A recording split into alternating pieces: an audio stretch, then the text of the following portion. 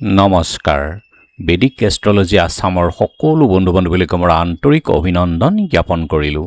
বন্ধু-বান্ধৱীসকল, মই আজি লৈ আহিছোঁ এটা বাস্তুৰ ভিডিঅ'। বাস্তুশাস্ত্ৰত কৈছে যে বায়ব্যগ্নত কন্যা সন্তানৰ শুৱনি কথাটো হ'ব লাগে। ই সঁচানে, উচিতনে, এই বিষয়লৈ মই আজি আলোচনা কৰিবলৈ গৈ আছোঁ।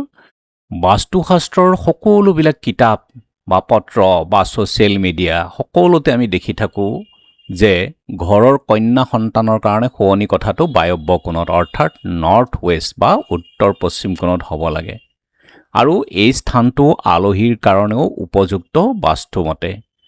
কিন্তু কথাটো হ'ল যে বাস্তুশাস্ত্ৰৰ যিবিলাক প্ৰাচীন গ্ৰন্থ আছে যেনে বিশ্বকৰ্মা সূত্ৰ আদিত ইয়াৰ কিন্তু কোনো বৰ্ণনা নাই যে উত্তৰ পশ্চিম কোণটোতেই যে কন্যা সন্তানৰ শুৱনি কথা হ'ব লাগে, এনেধৰণৰ কোনো বৰ্ণনা নাই। কিন্তু প্ৰাচীন বাস্তুশাস্ত্ৰত বায়ব্য কোণত কন্যা সন্তান অথবা আলহীৰ স্থান বুলি গণ্য কৰে। ইয়াৰ কাৰণ হ'ল যে ভাৰতীয় যি বাস্তুশাস্ত্ৰ আছে এই বাস্তুশাস্ত্ৰ অনুযায়ী কোনো ভূখণ্ড অথবা ঘৰৰ যিটো 8টা দিশ আছে সেই সকলো 8টা দিশ সৌৰজগতৰ আমাৰ 9টা গ্ৰহৰ দ্বাৰা প্ৰভাৱান্বিত হৈ থাকে আৰু প্ৰত্যেক দিশটোৱেই একোজন দেৱতাৰ অধিপত্য হয়।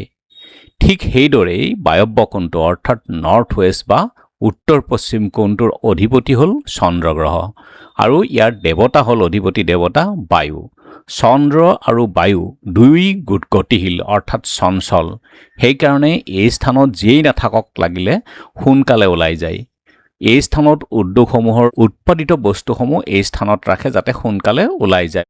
সেইদৰে ব্যৱসায়িক যিবিলাক প্ৰতিষ্ঠান আছে সেই প্ৰতিষ্ঠানসমূহৰ যিবিলাক বস্তু বিক্ৰীৰ কাৰণে ৰখা হয় সেই বিক্ৰীসমূহ বস্তুখিনি যিখিনি বিক্ৰী নহয় সেইখিনি যদি উত্তৰ পশ্চিমেই কোণটোত ৰখা হয় তেনেহ'লে সোনকালে বিক্ৰী হৈ যায়। সেইকাৰণে এই সূত্ৰৰ আধাৰতেই বৰ্তমান বাস্তুবিদসকলে কন্যা সন্তানৰ শুৱনি কথাটো উত্তৰ পশ্চিমত ৰাখিবলৈ কৈছে বা উপদেশ দিছে। কিন্তু আমাৰ ভাৰতীয় যি ভাৰতীয় পৰম্পৰাত কন্যা সন্তানক পৰৰ ধন হিচাপে গণ্য কৰা হয়। সেইকাৰণেই সকলো পিতৃ মাতৃয়ে বিচাৰে যে ঘৰত কন্যা সন্তান যাতে উপযুক্ত সময়ত বিবাহ হৈ গুচি যায়। আৰু বাস্তৱিকতে এটা কথা দেখা গৈছে যে উত্তৰ পশ্চিম কোণত যদি কন্যা সন্তান থাকে তেনেহ'লে বিবাহ সোনকালেই হোৱা দেখা গৈছে। মোৰো এয়া অনুভৱ হয় আচলতে।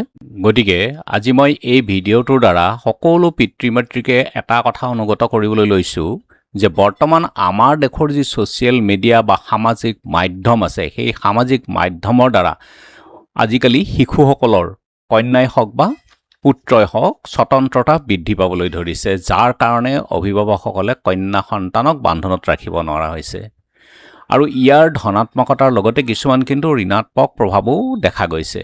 উত্তৰ পশ্চিম বা নৰ্থ ৱেষ্ট বা বায়ব্য কোণত যদি শুৱনি কথাটো ৰাখে তেনেহ'লে পিতৃ মাতৃৰ কাৰণে সমস্যাও সৃষ্টি কৰিব পাৰে, কাৰণ উপযুক্ত বিবাহৰ বয়সৰ আগতেই কন্যা ঘৰৰ পৰা ওলাই যাব পাৰে আৰু ভাল বেয়া তেওঁলোকে বিচাৰ কৰিব নোৱাৰে। সেইখিনি সময়ত অপৰিণত হৈ থাকে। যিকোনো ল'ৰাৰ লগতে তেওঁলোকে বিবাহ পাশত আবদ্ধ হৈ ভৱিষ্যতে তেওঁলোকৰ বহুতো কষ্টৰ সন্মুখীন হ'বলগীয়া হয়। প্ৰকৃততে আজিকালি এয়াই হৈ আছে।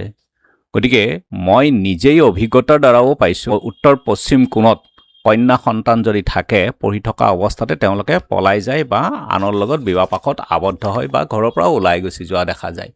গতিকে সকলো পিতৃ মাতৃলৈ মোৰ এটাই উপদেশ যে কন্যা বিবাহৰ উপযুক্ত সময় হ'লেহে তেওঁলোকক উত্তৰ পশ্চিম বা বায়ব্য কোণৰ শুৱনি কথাত শুবলৈ দিব লাগে বা থাকিবলৈ দিব লাগে, যাতে কন্যা সন্তান পৰিপক্ক হৈ উঠে আৰু বিবাহৰ কাৰণে তেওঁলোকে নিজৰ বিচাৰ বুদ্ধিৰ মাজেৰে ভৱিষ্যতৰ সংসাৰখন সুন্দৰ কৰি ৰাখিব পাৰে।